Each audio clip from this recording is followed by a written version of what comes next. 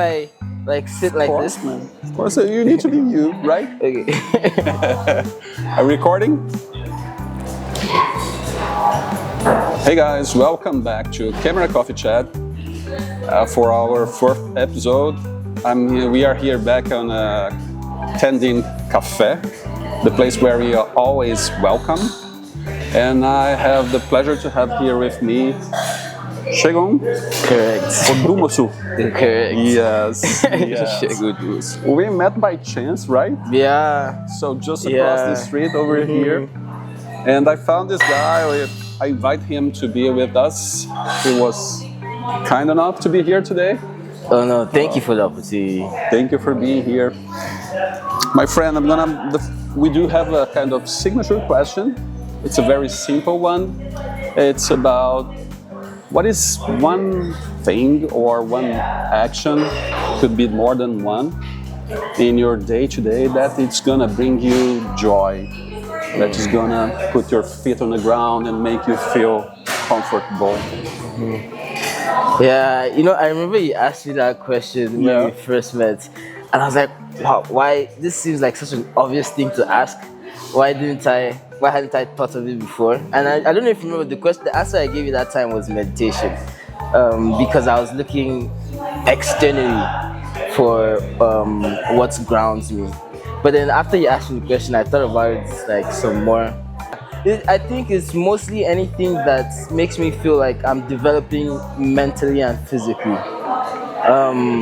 So when I thought about the question again, I was thinking mostly gym. Because whenever I'm in the gym, I feel like I'm improving my mental health. I feel like I'm improving my physical health. I feel very good, very happy. Like I just need to show up. I don't need to do much aside from show up. But now that you say it doesn't need to be anything, then it's a lot of things. Yeah. And it's a good thing. A gym, it's a kind of combo, right? Because you're gonna work your body and your mind at the same time. At the same right? time. Yeah, exactly. It's a good thing, for sure. It's a good thing. I'm gonna put another question here that I never put it until now. Okay. Because every past interview that we did, we were not concerned about what you do. Okay. Professionally. Okay. I think it's a very common thing for us to define, especially in our society. We define ourselves about what we do, but about what the titles we have. 100%. Let's forget about this just for a second. And what word it will define you as a person? Or expression or a word. Perfect. Thank you, Daniel. What word defines me as a person? Whatever comes in your mind, man. First thing that comes in your mind. I would say curiosity. Curiosity. Yeah, I'm a very curious individual. I like to learn about the world, learn about myself, learn about people. Yeah, I would say curiosity is like the biggest thing that would define me. This is perfect. So I kind of define myself with almost the same word. Yeah, which is good, right? Something for us always to keep ourselves learning. Now I'm gonna move. Ask that question. Yeah, I'm gonna move to another field. There is a rock band in the 80s. Okay. I think you are too young. Maybe you're not gonna know those guys. You're kind of famous about it by the time. Okay. And the frontman, he decided to go for a solo career.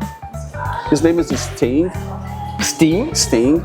And the band is The Police. The Police. Yes. Okay. As Sting is it's a British. Sting. Yes. Like this Sting. Okay. I didn't know that was the name of his band. Okay. He's a British guy, right? And he wrote down a song called "Englishman in New York."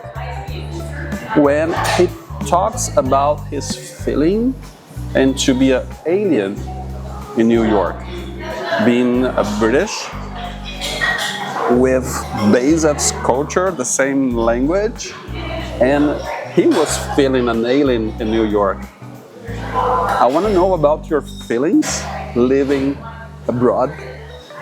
in a country that it's probably way different from the places where you come or where I come from. How how this thing resonates with you, especially when you think about keeping your mental health. That's a great question. That's a packed question too. Yeah, it is. Because I've been here for a while. There's like a whole journey through that, right? When I first came, it's funny. I experienced culture shock Yep. about a year after I first came. I didn't experience it when I just landed, because when I just landed, the school I went to, Great Lakes College, it was filled with Nigerians. Right? Okay. So I didn't feel like I was that far away from home. The only thing that like really shook me was winter. Because I came during like the bad winters too, so that was terrible. But then first year of university, when I went to Waterloo, that's when I really started feeling extremely alienated. Just because I didn't know the culture, I didn't know how people communicated, just the little things, Yeah. right? Yeah, that was tough. That was very tough for me for a while. And then I think it was second year, third year that I realized, for me at least, what really helped with the culture shock was injecting myself in the culture. In the culture. Yeah. So instead of noticing this dichotomy, I tried to like blend it as much as I could. And I felt less alienated. The more I connected with the people that were here, Yeah. the more I understood the language too. Right, I think that's the thing. When you don't understand, it's easy to feel alienated. Even if you don't agree, just the understanding in itself helps to like to merge, to become one. But it's Right. not just about the language, right? Yes. So when I say the language, I don't mean English. I mean the communication. So The subtle things. the of subtle culture, things, right? exactly, the subtle things, like the way of life, how you treat friends, how it's a bunch of things that's, for me, just boils down to how you relate. Maybe that's a better word. How you relate to one another. That was very different for me when I first came, and it's funny because I traveled to Indonesia last year. Okay. Did a placement there, and I remember I was telling my dad about the opportunity. And like, one of the things I want to do is I want to live in another culture. Okay. I want to learn another way of You are life. curious. You Oh like yeah, it. yeah. That's a good word to I'm define pretty it, curious. And then he's like, "But you're from Nigeria and you've lived in Canada, right? You've already done that. You've already lived another culture." And you're gonna go for another place, Yeah, right. another challenge. Exactly. And in his mind, it's redundant, right? Because I'm basically doing in his mind, I'm doing what I've already done. Do it again. Yeah. But then, having been to Indonesia, you realize there's so much more to being different than being different, right? Just because the culture is different doesn't make the experience the same.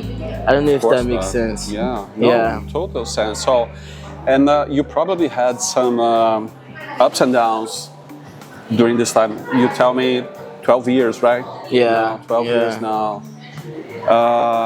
Any particular thing that you did so you told me about jumping the culture. It was one thing to help you set up here, but how about the low moments when you are missing home, missing family, or your weather? How did you cope with that? Yeah, the low moments when I was missing. So those for me, those are kind of two different questions, because I could be low, feeling alienated, but not because I'm missing the familiar or home. Homesick or not? Yeah, not because of that, but just because I'm missing the community, the Connection. the connection. Exactly. So I'll answer the one when I'm missing home. When I'm missing home, I just try to find things that remind me of home, things that can bring that little type of connection back, like food, For example, food is very easy. I wonder if like when you drink coffee, do you Yes. ever have a specific type of coffee that takes you back to Brazil? Is that a thing? Not really. Okay. So coffee itself, the process of having coffee itself, I think it's what brings me the most of my memory. It's about the ritual. It's not about the drink itself. It's the ritual. It's something that it's gonna put me in that space. Yeah. What? So this is homey. This is something. This is mine. This is. It's a kind of you appropriate of this thing. This is you. It's part of you, right? Yeah, I think that's very important, and being able to identify that too, because it's not easy being able to identify those patterns that you tie yourself so closely to. I don't know. What you have as your gym to set you up, for me, is coffee. Actually, that's the reason of camera, coffee, chat. Camera, it's because of my passion for photography, especially portrait photography. It's something that it's gonna ground me. My coffee ritual and conversation. Conversation. That's, Yeah, I can tell that's the from. reason that we put this thing alive, right? Last question for you, man. I think when we do this step of moving abroad, putting ourselves into another culture, into another weather, it's courage, right? Is there anything else? You told me about curiosity, but so I think you need to have a high dose of courage to keep moving. Yeah. How do you feel about this? Is something that resonates with you? Is there anything else? I think there's a lot of desire for change as well as ambition. Because a lot of okay, I don't want to speak so general, but oftentimes you might find that people that come here are looking for either a better life or the hope of a better life. So by the time I came here, I wasn't looking for a better life because the life I had in Nigeria was very satisfactory. And what is a good life over there? It was a good life. It wasn't like it was an extravagant life, but I had a house. I always had food. But I was a minor, so I hadn't been through any of those struggles. Which is a good thing. Right. I hadn't been through any of those Huge working thing. schedules, those insecurity schedules. But I came here for the hope of a better life in the future. Because in Nigeria, what happens quite often is that even with your education, it amounts to nothing. So coming here was a chance for me to build that. And I think that was more a deeper driving force than courage, the courage to come here, or fear, Seeking for a better future. seeking for a better future. And for me, it didn't take much courage to come here because in my mind, I'm coming to a better place, right? So I'm excited. I don't have that much I deep hear you. roots. I hadn't been living there for that long, so it was more of excitement. Going to Indonesia took courage because in my mind, I'm going down, right? I'm going from a place that's Which is more not stable. necessarily a It's not true. reality. It's not true. No. Yeah. It's Yeah. not true. It's not true at all. I think it's just. But it seems you It's have this difficult. clarity now. It's not about the place where you go, it's about your mindset, right? Yeah. 100%. It's about what you have in mind. Yeah. I feel like how you experience things matters more about your reaction to reality than reality itself, right? I've read a couple of books where they tell you that like you're in control of your reaction, Yeah.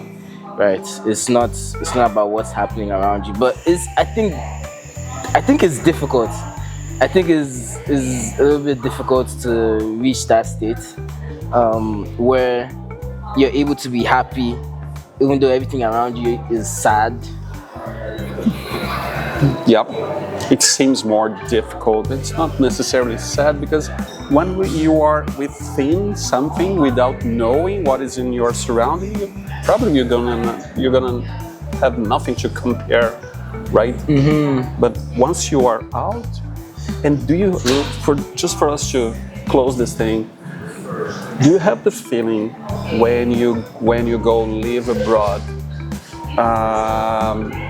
From the moment when you belong to nowhere, you are a kind of person that you're not a Nigerian guy anymore, but I'm not a Brazilian guy anymore, but I'm never gonna be a Canadian anymore as a whole, right? Do you have this feeling that we are kind of citizen from the world itself?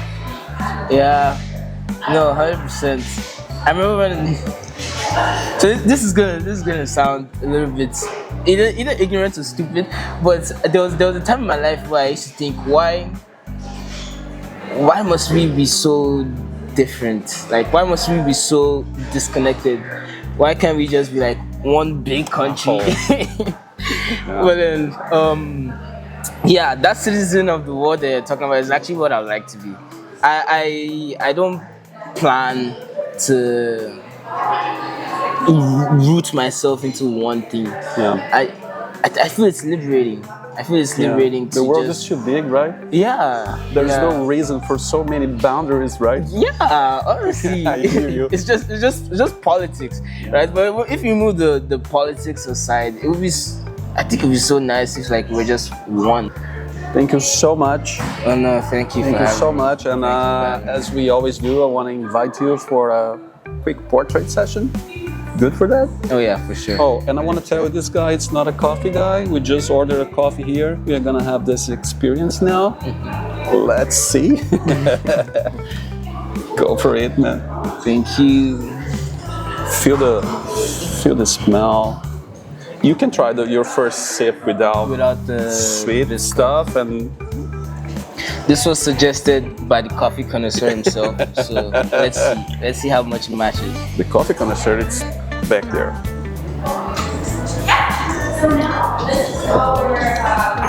Wow, that's like 3 to 5 different flavors at once.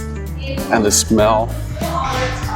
The first time that I tried this coffee, I felt something like candy. The smell is sweet, right? But then when you taste the thing, you're gonna feel the bitterness.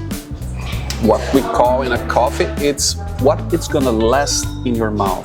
That we call the aftertaste. The aftertaste. You're gonna feel this aftertaste, let's say about 30 seconds after.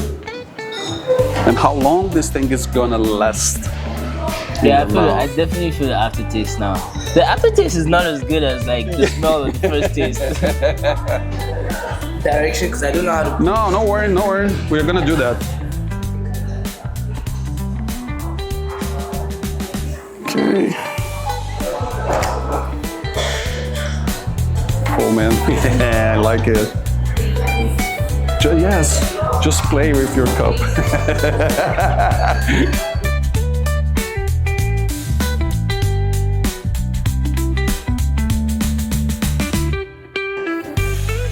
This is it, man. No lights in your glass. And I do have your eyes, which is the most important thing for portraits. Oh yeah. The eyes need to be sharp.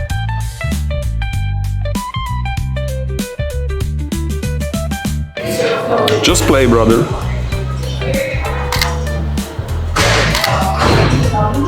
Do your stuff, yes. Yes.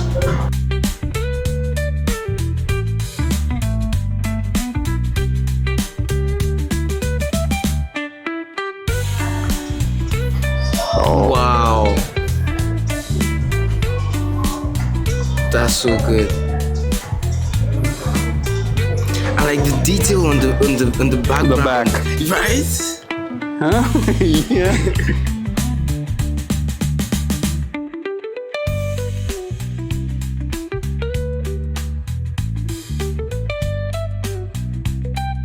But I used to do some commercial photos back in Brazil. Oh. and but people, it's what I love the most, man, for sure. Oh yeah. Sure. Yeah, I think it's fascinating. I did an exhibition back in Brazil where I did 999 portraits. And Almost you're a like, thousand. you're like showing all. No, people from. So I used to stop people on the street and invite them and take a picture using a technique that we call split light. The light that's coming just from one side. You're gonna have a bright side and a dark Like your side. LinkedIn picture. It's like your LinkedIn picture is so cool. I saw it. I was like, is this you? Yeah, yeah. It's something like this. So the intention, it's